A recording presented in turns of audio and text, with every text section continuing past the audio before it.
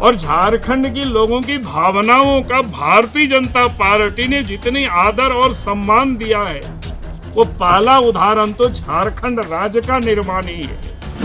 तो जो काम राज्य सरकार को यहाँ करना चाहिए वो काम जानबूझ करके फंसा देना, राजनीति करना, ये बड़ा दुर्भाग्यपूर्ण स्थिति है। इसलिए आज भी मैं हेमंत सोरेन से कहूंगा, राज्य सरकार से मैं कहूंगा कि आप स्थानीय और नियोजन नीति को लेकर के राजनीति नहीं करना चाहिए। आप 1932 का लाइए कट ऑफ डेट या 1908 का लाइए, भारतीय जनता पार्टी कदापि उसका विरोध नहीं करती है। हम सब लोग तो हर हमेशा चाहते हैं कि झारखंड के लोगों की हित की रक्षा हो, हितों की रक्षा हो। तो ये बीजेपी को झारखंड वासियों के हितैषी कितना है, ये किसी के यहाँ हमें बताने की कोई जरूरत नहीं है। झारखंड की एक एक जनता उस बात को जानती है। इसलिए झारखंड की हितों की भारतीय जनता पार्टी सदैव हितैषी रही है, हितैषी है और रहेगी भी। 1932 खतियान आधारित स्थानीय नियोजन नीति का प्रस्ताव फिर से एक बार मुख्यमंत्री हेमंत सोरेन ने सदन के पटल पर रखा, जिसे राज्यपाल ने वापस कर दिया था। इसको लेकर भाजपा के प्रदेश अध्यक्ष बाबूलाल मारांडी ने कहा कि यह सत्ता पक्ष द्वारा जनता को गुमराह किया जा रहा है। जब उनके हाथ में सत्ता है फिर पास क्यों नहीं करते।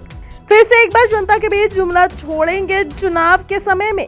और सबसे दूसरी बात यह है कि हमें सदन में बोलने नहीं दिया गया, मुझे अपमानित किया गया, मुझे भी जनता ने चुनकर भेजा है। मानता हूं मैं दूसरा दल से आया हूं, लेकिन मुझे सदन में बोलने नहीं देना, यह सरकार के इशारों पर किया जा रहा है। वहीं निर्दलीय विधायक सरयू राय ने कहा कि जब राज्यपाल ने इस विधायक को वापस कर दिया था तो इसे फिर से संशोधन करके भेजना चाहिए था, लेकिन इसमें कई अहम चीजें संशोधन नहीं किए गए। यह चुनाव में जाने के पूर्व एक सिगुफा है। चुनाव में फिर से एक मुद्दा उठेगा और हमें 1932 खतियान स्थानीय नियोजन नीति विपक्ष द्वारा पास नहीं करने दिया गया। देखिए, पहली बात तो मैं विधानसभा के अध्यक्ष के प्रति जो उनका जो व्यवहार रहा है मेरे प्रति खास करके, उस पर मैं विरोध दर्ज करता हूँ। मैं तो पार्लियामेंट में भी रहा हूँ और वहाँ भी मैंने देखा है कि अगर कोई सीनियर सांसद होते हैं तो अगर वो हाथ उठाते हैं या बोलने के लिए वो खड़े होते हैं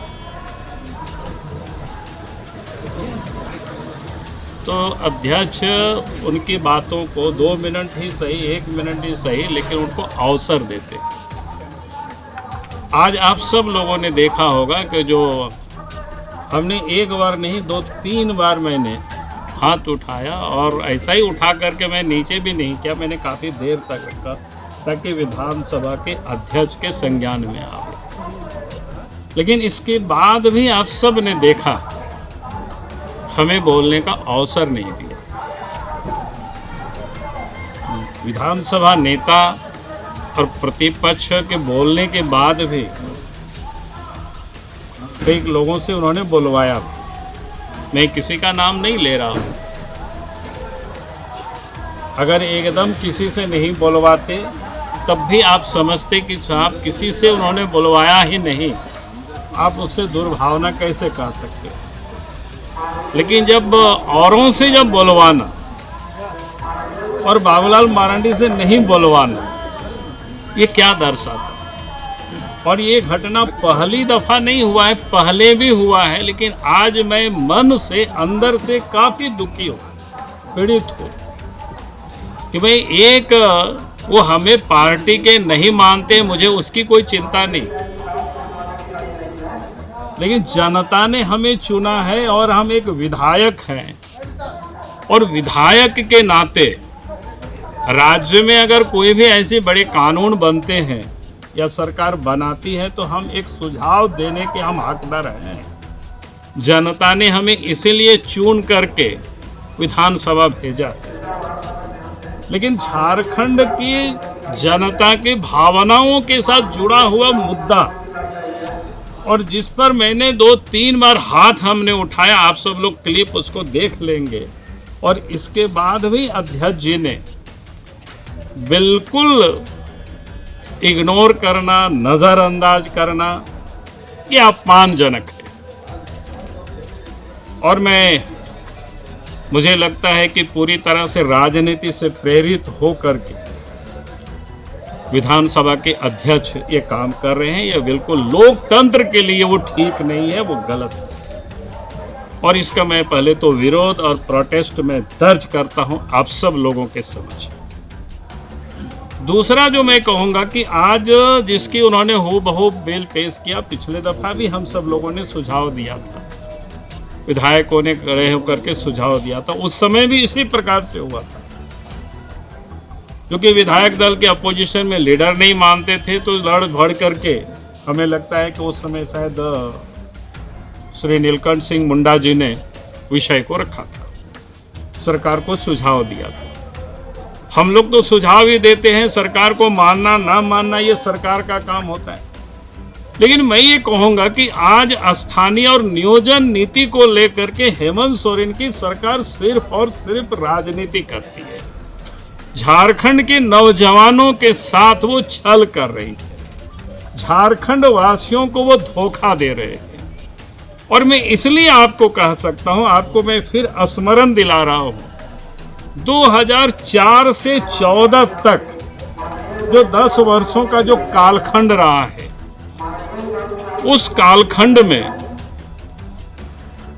अधिकांश समय या तो राष्ट्रपति शासन रहा है, हेमंत सोरेन जी खुद डिप्टी सीएम भी रहे हैं, फिर बाद में इसी मुद्दों को लेकर के अर्जुन मुंडा की सरकार को गिरा करके खुद वो मुख्यमंत्री बने हैं।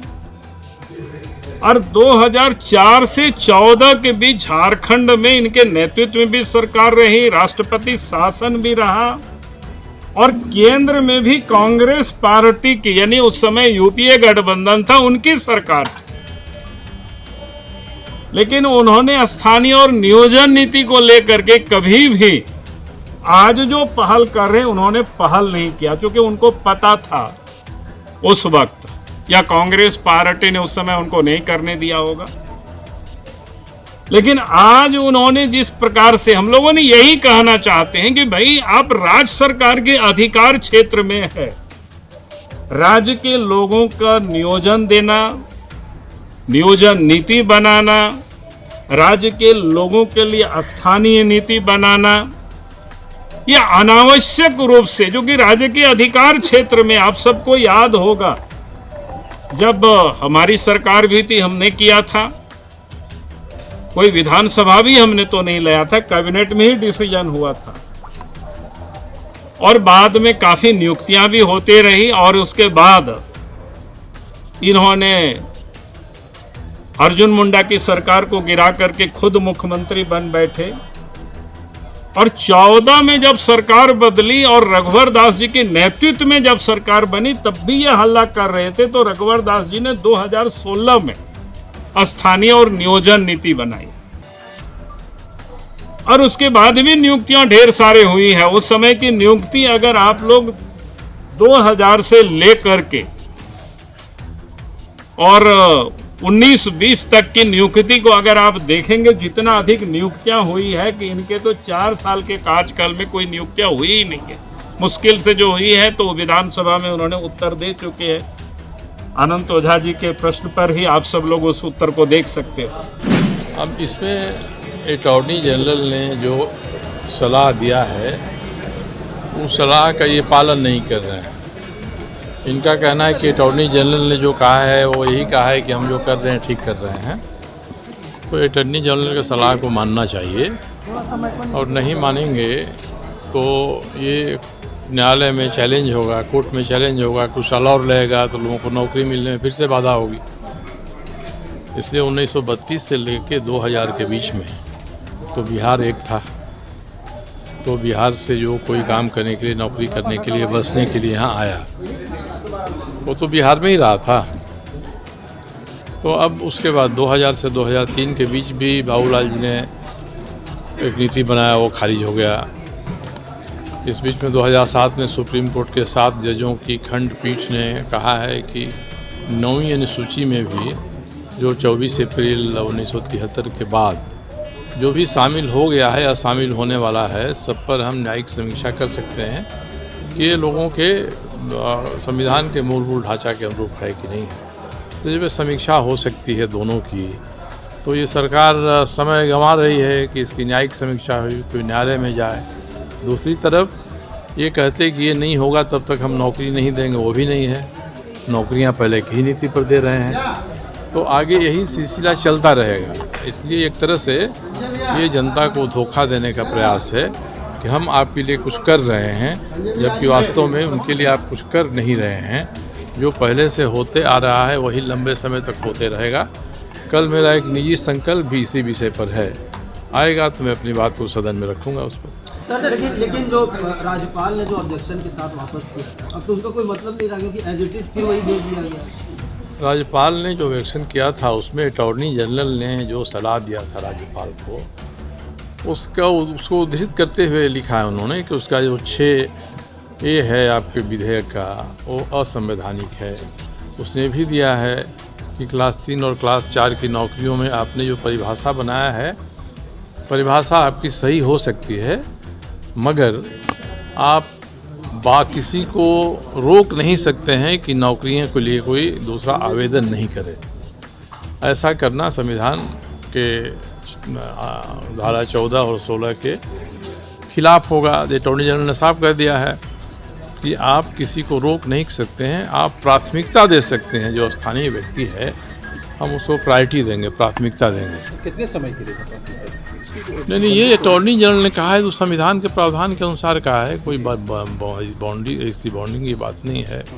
दूसरा उसने ये भी कहा है कि क्लास 3 की नौकरियां तो नहीं कर सकते हैं, क्लास 4 में अगर आप करते भी हैं कि सबको हम स्थानीय ही लेंगे, तो उसमें भी आपको 5 साल के बाद उसके समीक्षा करने का प्रावधान होना चाहिए। तो अटॉर्नी जनरल ने जो कहा है, राज्यपाल ने जो भेजा है, वह संविधान सम्मत है, तो उसका ध्यान रखना चाहिए था। फिर से वही विधेयक पेश कर देने का मतलब है कि कम से कम अगले विधानसभा के चुनाव तक तो राज्य की जनता को कोई फ़ायदा नहीं होने वाला है। ये ज़रूर कहेंगे कि हम फिर दोबारा आएंगे तो करेंगे। तो जब इस बार आप सरकार में हैं, बहुमत की सरकार है, इस बार आप नहीं कर पा रहे हैं, तो अगली बार आप भी आपसे होगा कि नहीं होगा, इसकी कोई गारंटी नहीं है। तो इस तरह की बातें विधानसभा के पटल पर रखकर जनता में सही संदेश नहीं जाए, यही प्रयास है। अच्छा, पहले भी आपने इसको लेकर कहा था कि मुख्यमंत्री ने जो 1932 खतियान का रायता फैलाया है, उसे जल्द से जल्द वो समेट लें। समेटने का एक अवसर तो राज्यपाल महोदय ने दिया है, एक अवसर था, ये जनता को बता सकते थे कि अटॉर्नी जनरल की राय है, या अटॉर्नी जनरल के राय के विपरीत किसी और बड़े अधिवक्ता से या अपने एडवोकेट जनरल से कोई राय ले लेते और बताते कि नहीं, उनका कहना कुछ अलग है। तो अप्रासंगिक निर्णयों को संविधान ये विधानसभा के सामने रखकर और केवल उसको प्रस्ताव के रूप में पास करा लेने से समस्या का भी समाधान नहीं होगा, जो सरकार चाहती है वो भी नहीं होगा। अब जनता ही इस पर पुनर्विचार करे कि जब पूर्ण बहुमत में रहते हुए 4 साल में सरकार ये नहीं कर पाई, तो आगे फिर कहेगी कि हम तो करना चाहते हैं, नहीं करने दिया जा रहा है। तो ये स्थिति तो हमेशा ही बनी रहेगी। संविधान के लिए क्या कॉन्स्टिट्यूशनल बाइंडिंग होगी? अब गवर्नर उसमें से क्या उपाय निकालते हैं, तो गवर्नर से मिल के बात होगी तभी पता चलेगा। कोई कॉन्स्टिट्यूशनल बाइंडिंग इस संदर्भ में नहीं है कि गवर्नर कोई अनकॉन्स्टिट्यूशनल काम करने के लिए बाध्य होंगे। कॉन्स्टिट्यूशनल है सब कुछ, तब जरूर बाइंडिंग है। वीडियो देखने के लिए लाइक करें, सब्सक्राइब करें, साथ ही बेल आइकन दबाना न भूलें।